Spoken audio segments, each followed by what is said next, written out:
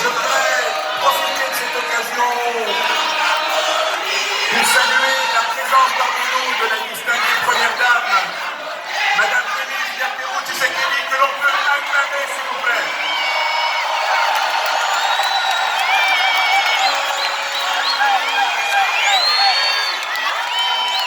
Merci infiniment. Nous allons commencer, si vous le voulez bien. Merci, prenez place.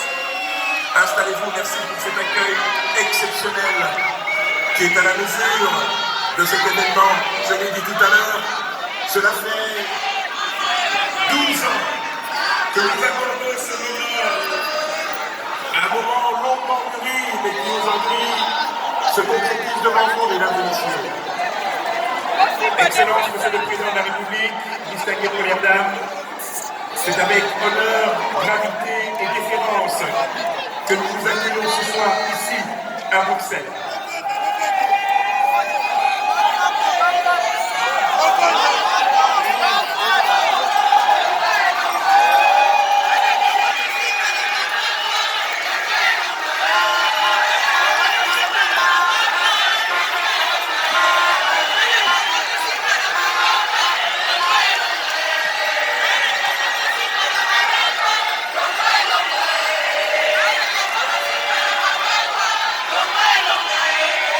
Merci. Merci infiniment. Merci mesdames et messieurs. Merci. Nous allons, si vous le permettez, entrer dans le vif du sujet. Voilà, nous allons à présent entrer dans le vif du sujet, mesdames et messieurs, avec notamment le discours introductif de monsieur le chargé d'affaires de RDC à Bruxelles, Monsieur Paul Crispin Kakosi Bingoulongo, que j'invite donc ici même pour son mot d'introduction. Monsieur le chargé d'affaires.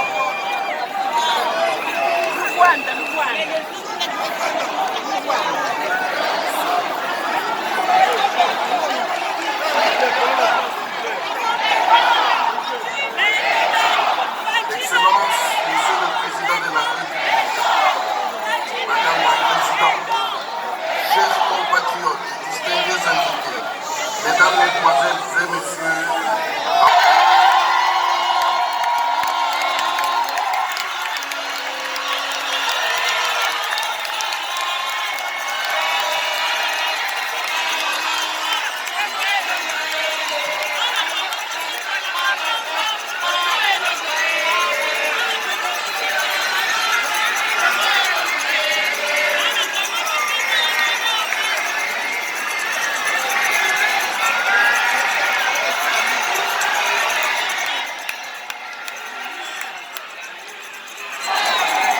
bonsoir, chers compatriotes.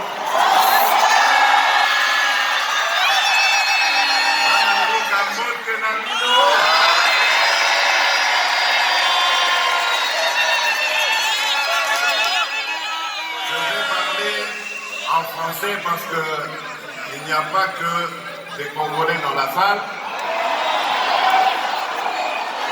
Et je crois qu'il y a même la presse étrangère, principalement belge. Et donc, pour que tout le monde me comprenne, ce serait plus juste de parler français. Et ça doit être.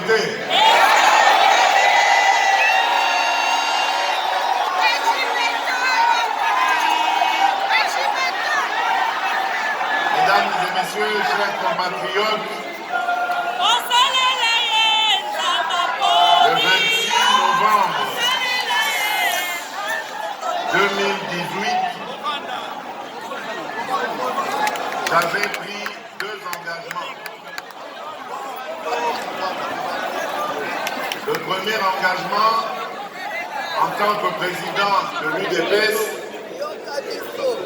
était d'aller m'incliner sur la dépouille de mon prédécesseur, mon leader, mon mentor, mon conducteur, mon formateur, mon débuteur.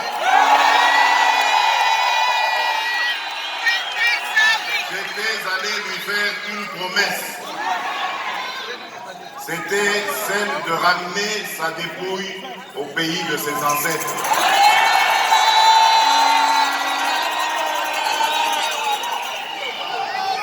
La deuxième promesse, je vous l'avais faite à vous, chers compatriotes. Vous qui m'avez vu naître politiquement, parce que c'est ici que j'ai aiguisé mes dents politiques. C'est dans ce pays que j'ai pris mes premières fonctions politiques à la cellule de l'UDPS Leuven. C'est dans ce pays que j'ai accru ma capacité à développer la diplomatie de mon parti. Et donc c'est dans ce pays que j'avais fait la promesse à vous, mes frères, mes sœurs, de vous ramener la victoire.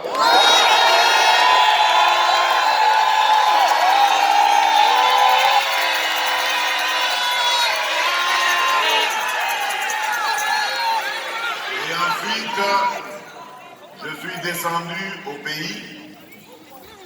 Vous connaissez la suite. Nous avons fait une campagne, dite campagne du pauvre, avec très peu de moyens, mais nous avons pu, grâce à Dieu, sillonner beaucoup de parties de la République.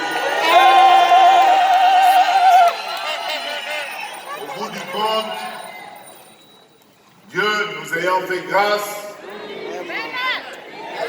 nous avons obtenu la victoire.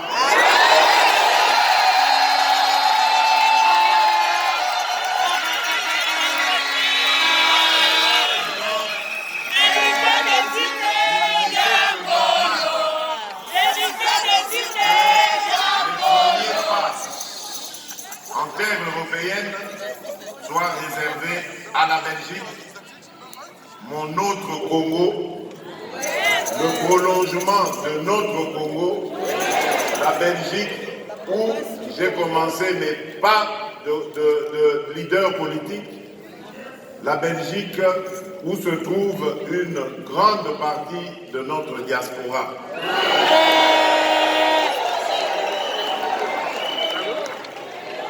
Et donc je suis là d'abord pour vous remercier de vos prières, parce que je sais que beaucoup, Batiaki Mabolongo Nassé,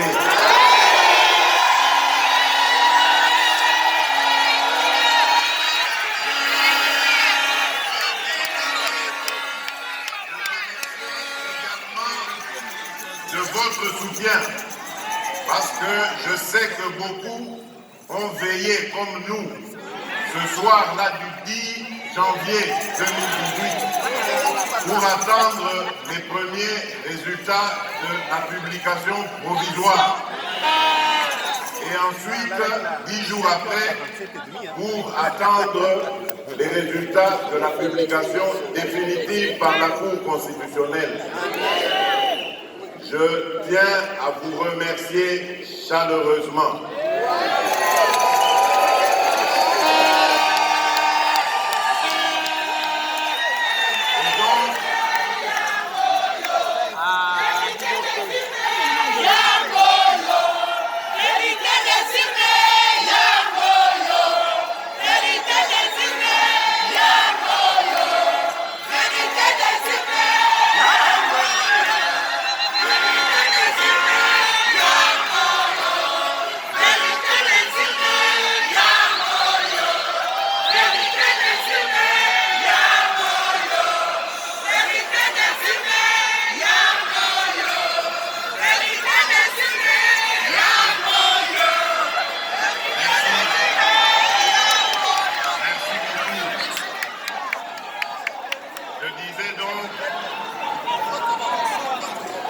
Comme je l'avais dit le soir de la confirmation de mon élection,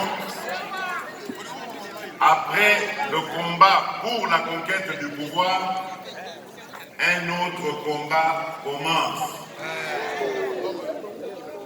Et j'ai rajouté que j'étais le président de tous les Congolais.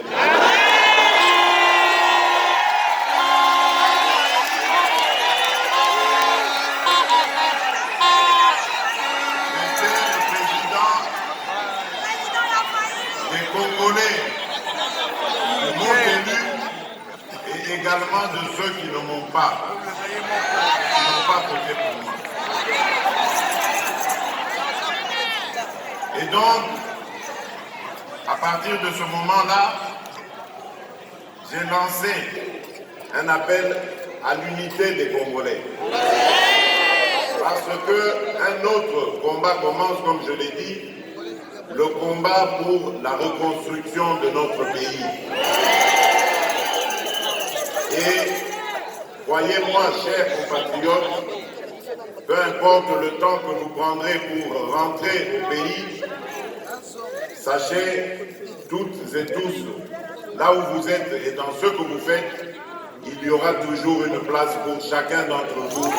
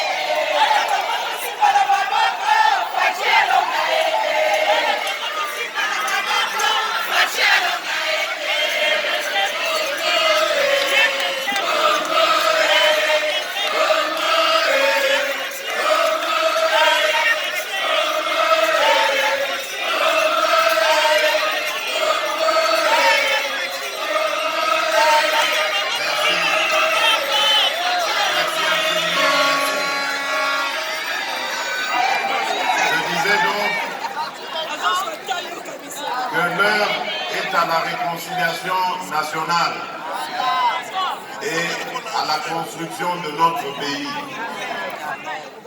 Il y a de la place pour tous les Congolais. Et pour le marquer davantage,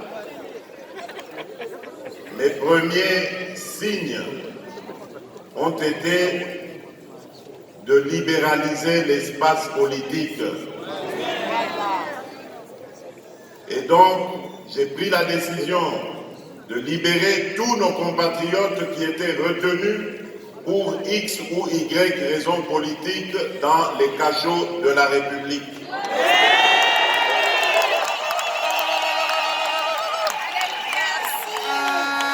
Pour ceux qui étaient en exil, empêchés de retourner dans leur pays, tout le monde est désormais libre de retourner sans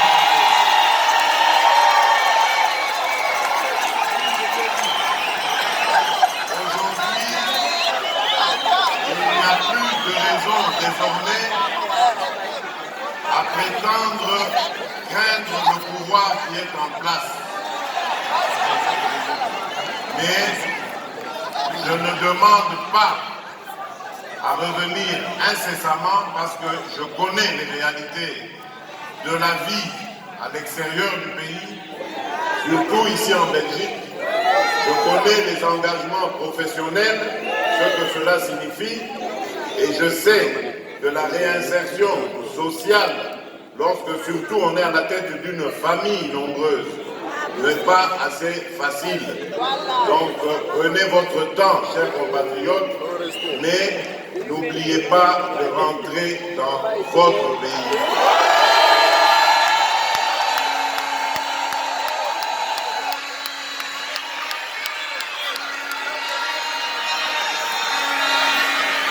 Le Congo a besoin de vous.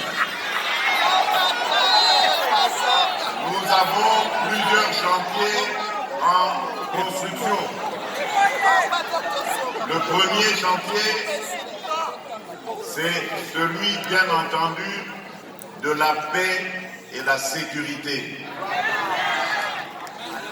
Tant qu'un seul de nos compatriotes souffrira de manque de paix et de sécurité, je ne me sentirai jamais à l'aise. Nous sommes en train de tout mettre en œuvre. Aujourd'hui, notre armée est déployée en Ituri et dans le Nord Kivu principalement, dans le but d'éradiquer complètement toutes ces poches de violence, une violence d'ailleurs inhumaine et gratuite qui est administrée injustement sur nos compatriotes vivant dans ces contrées. Je n'abandonnerai pas ce combat tant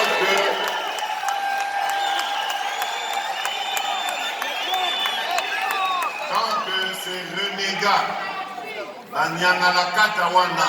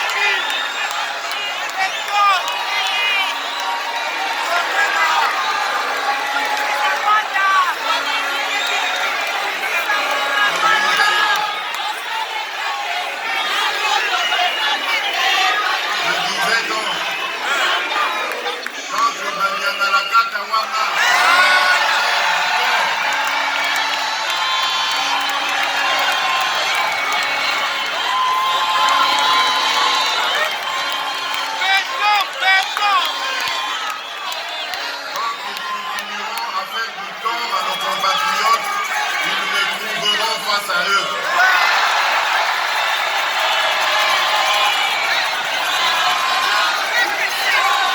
Mon objectif, c'est la paix et je prends le serment ici de ramener la paix totale dans notre pays.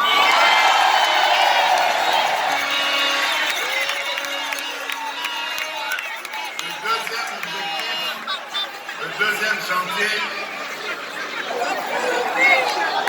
c'est celui de l'instauration d'un état de droit. Je veux, cher à notre grand combattant, l'immortel Étienne Tshisekedi Wamouba.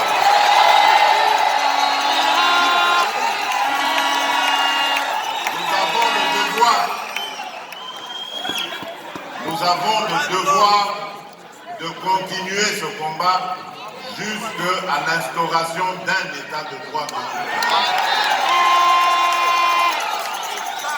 Et cet état de droit doit être soutenu par une justice plus juste, au-dessus de tout soupçon, une justice qui va faire son travail pour protéger les citoyens et leurs biens. Ainsi, pouvoir dire le droit en conformité justement avec la loi. C'est ça, l'état de droit que nous voulons instaurer. Et croyez-moi que là aussi, je ne ménagerai aucun effort pour y arriver. Je ne veux pas de la justice faite par le président de la République ou à la présidence de la République. Je ne suis pas un dictateur et je ne veux pas qu'on fasse de moi un dictateur.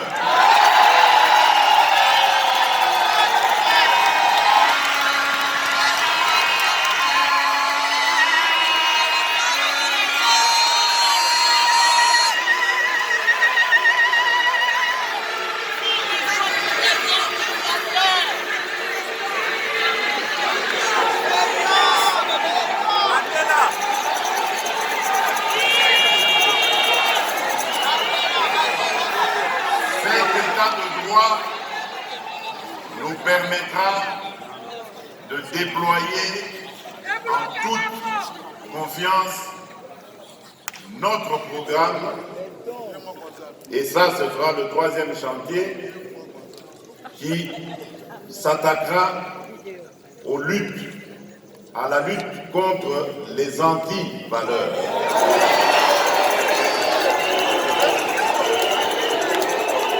La lutte contre principalement la corruption. Ce mal qui a rongé notre pays et qui a complètement ruiné notre économie. Tant qu'il y aura des corrompus en République démocratique du Congo, le développement ne sera pas possible. Les Congolais doivent comprendre que nous devons rejeter ces pratiques et nous consacrer réellement à la bonne gouvernance en usant comme il se doit de nos potentialités et ainsi pouvoir accroître notre richesse et par là mieux la redistribuer afin de réussir la lutte que nous avons engagée contre la pauvreté.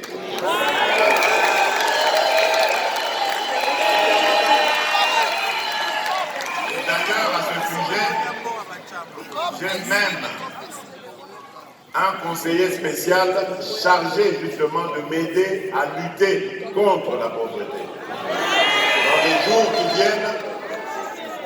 Dans les jours qui viennent, nous proposerons aux Congolais notre programme de lutte contre la pauvreté et vous verrez combien il est ambitieux et porteur d'espoir.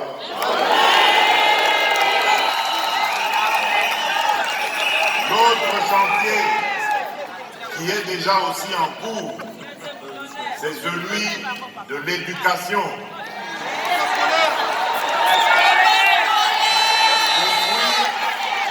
Le 2 septembre de cette année, dans l'enseignement fondamental, il y a désormais la gratuité.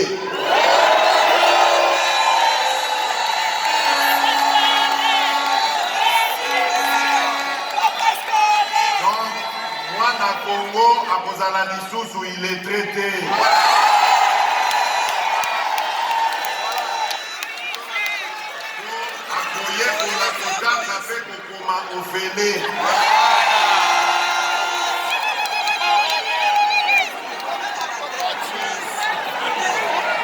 Nous poursuivrons ces efforts, palier par palier, pour que demain, ce soit les études du secondaire et plus tard, les études universitaires.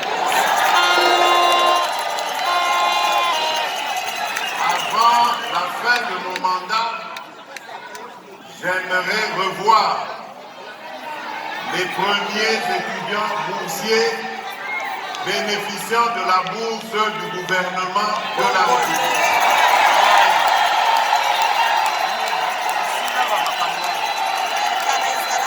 Oui, cela est possible et nous l'avons démontré.